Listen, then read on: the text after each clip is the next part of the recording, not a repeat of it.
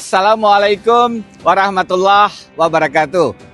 Saya sedang ada di kota Melbourne, baru selesai sidang di Supreme Court of Victoria, Australia.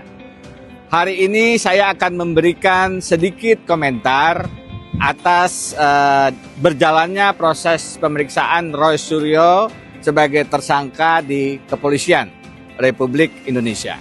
Akhirnya saya memutuskan untuk menjadi bagian kuasa hukum dalam kasus tersebut. Bukan hanya saya meyakini ada indikasi kriminalisasi dalam penanganan kasus itu, tetapi yang jauh lebih penting adalah bagaimana kita kemudian melihat kasus ini secara lebih substantif.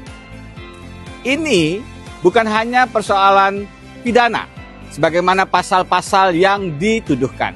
Lebih mendasar dari itu, ini adalah persoalan konstitusionalitas, bagaimana penegakan hukum harus merdeka dari berbagai kepentingan termasuk intervensi kekuasaan. Di negara sebagaimana Australia, alhamdulillah saya punya izin praktek bukan hanya di Indonesia tapi di Australia, sehingga bisa membandingkan penegakan hukum di dua negara. Di negara yang lebih demokratis sebagaimana Australia, kemandirian, kemerdekaan, kekuasaan kehakiman adalah prinsip yang dijaga dengan sangat teguh. Di negara yang lebih tidak demokratis, sebagaimana negara Konoha misalnya, persoalan kemandirian dan kemerdekaan kekuasaan kehakiman ini adalah hal yang sekarang sangat banyak dilanggar. Dan saya berpendapat, persoalan tersangkanya Roy Suryo dan kawan-kawan bukan semata masalah ijazah palsu mantan Presiden Jokowi atau hanya pidana. Lebih mendasar dari itu adalah isu konstitusionalitas yang harus sama-sama kita hormati jika ingin menjadi bangsa yang besar. Saya memutuskan menjadi kuasa hukum karena ingin menegaskan tidak boleh ada penggunaan kekuasaan yang kemudian membungkam sikap kritis dari orang-orang bahkan jika berhadapan dengan mantan presiden sekalipun. Karena itu, saya memutuskan untuk menambah perspektif hukum tata negara, bidang yang saya geluti, politik hukum, bagaimana kemudian relasi kekuasaan dengan hukum, tanpa kemudian mengenyampingkan isu-isu hukum pidananya. Tata negara dan politik penegakan hukum adalah perspektif yang harus diletakkan sebagai pondasi dasar pada saat kita melihat dan menganalisis masalah ini.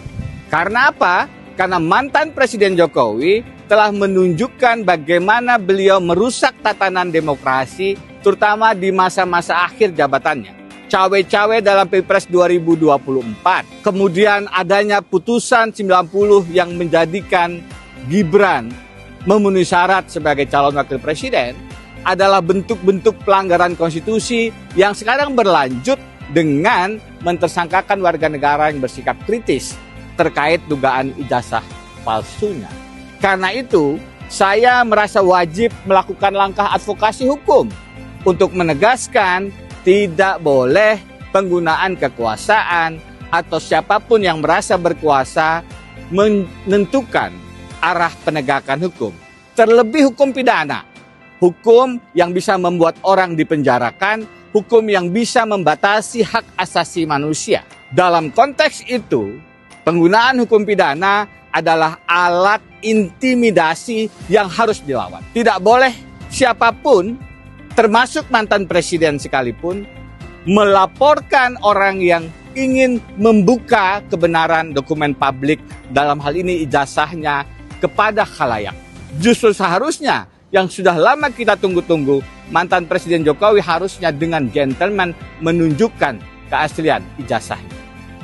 Jadi, saya minta maaf, belum bisa mendampingi dalam pemeriksaan Roy Suryo dan kawan-kawan di kepolisian hari ini, karena bersamaan dengan sidang di Melbourne, Australia. Tetapi insya Allah saya akan terus membersamai, melakukan perlawanan terhadap penyalahgunaan kekuasaan yang mengintimidasi, yang mengintervensi penegakan hukum, apalagi hukum pidana di tanah air. Kita harus hentikan modus mengkriminalisasi, mempidanakan, memenjarakan, membuat takut siapapun yang ingin bersikap kritis agar Indonesia tetap terjaga kewarasan hukumnya. Saya Denny Indrayana, terima kasih. Assalamualaikum warahmatullahi wabarakatuh.